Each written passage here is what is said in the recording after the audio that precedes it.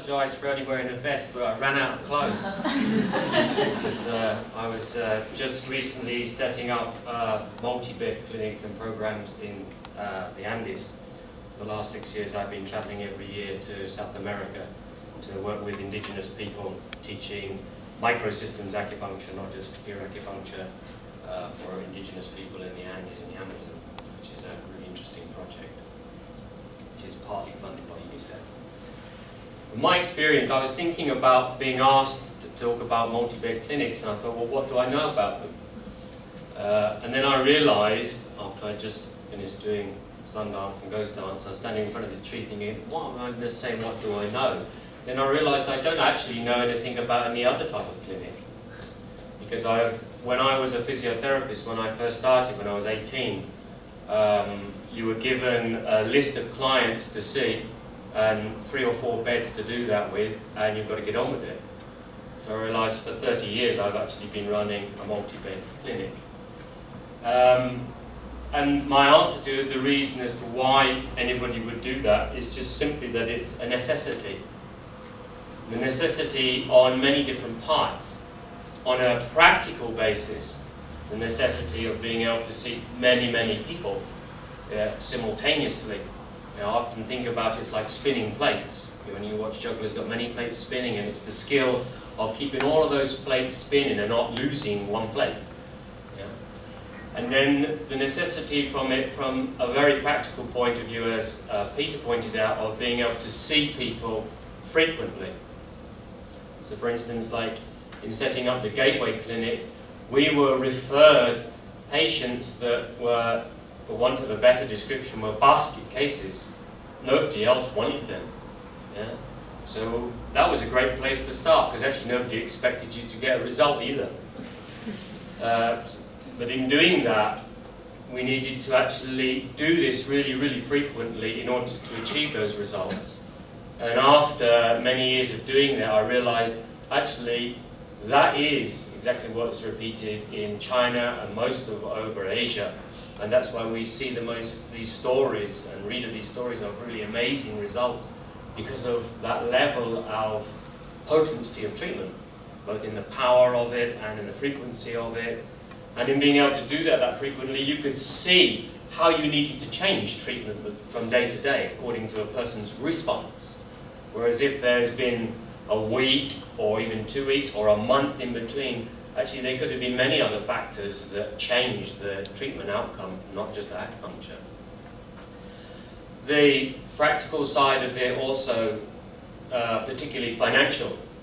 In setting up the Gateway Clinic, when I set that up, there was a change in the NHS, so NHS managers were now coming into play, which freaked the medical system out and the nurses out, because it was going to be run by business managers. From my perspective, that was great, because acupuncture is simple, safe, efficient, effective. So from an input-output point of view, money-wise, I can show that I can actually get really, really good results, and it would cost you a lot less money. My difficulty in first starting the Gateway was I was the only person there. So how am I going to deal with all these people? So that's when I started enlisting students of acupuncture, or enlisting patients who were interested to learn parts of it, and train them. So they become my crew. They're going to actually do the work alongside me.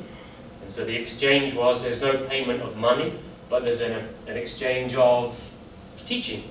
I teach you this, you do this for me. That's how it works. That way we cut the middleman out and everybody's happy. So this was the essence of setting up our program.